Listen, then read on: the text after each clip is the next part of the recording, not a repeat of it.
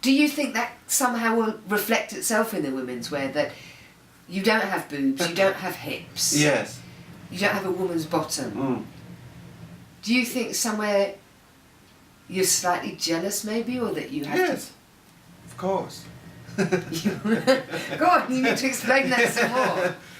Well, I'm you know, because I'm intrigued by the whole situation of having boobs, because I don't know what does that feel like, what is that part of the body, and I'll never ever experience that, you know. Not that I want to run around being a drag queen, I'm not into, you know, that is, but it is intriguing, because So, you sort of like one trying to work out what that is. So is there an endless fascination with you? Yes. You see, that's really interesting. So it's not like that you could see a point where you'll sort of say, I can't do any women's wear anymore because I've run out of ideas, because it's endlessly fascinating. Yes, it is. I think that it is. I think that you are fascinated by the opposite sex. I think that you should be.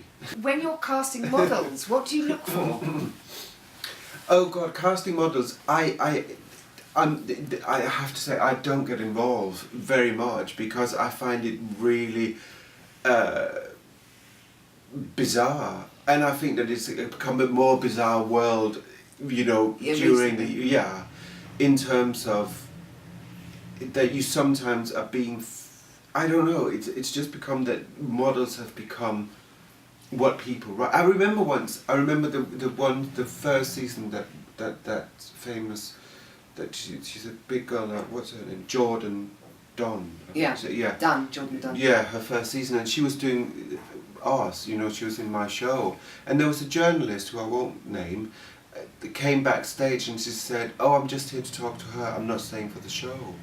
And I just thought, well, that is just the most rude thing I've ever, you know, why do you even feel the need to tell me that, you know, because I don't, I feel like, you know, these beautiful, beautiful girls, of course, but this is not what fashion is about. No, not to me. And it's interesting. Anyways. I'm very much with you, because it's interesting over the period that I've worked in fashion, which is probably around the same time as you, that the industry's changed hugely, and the power shifts probably every 10 years. Yeah. When I started, it was about the photographer. Yes. Then it became about the stylist. Yes. Now it's about then it became the model. Right, and now yes. it's almost about celebrity. Yes. And do you think we've lost the essence of what fashion is actually about, i.e., really, if you're doing a catwalk show, it's about colour, fabric, silhouette and styling? Yes, I do to some extent think so. And I don't know how to answer that without sounding, I'm, you know, bitter, but I'm it's not. not negative, but it's just changed, Yeah, you just have to accept it has changed, yes, absolutely, it has changed. And sometimes, I sort of wish that I was really rich.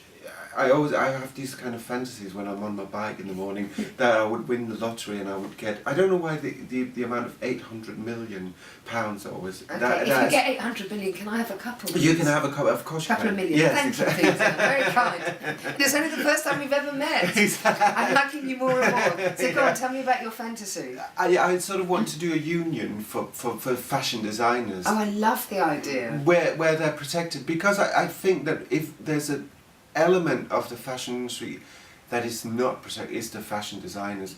Somehow they don't have, you know, every time you talk to a photographer, can you talk to my agent? Yeah. Or if you have a model, can you talk to my agent? You know, it's always about talking to the agent. But as a fashion designer, you're hardly protected in any funny way.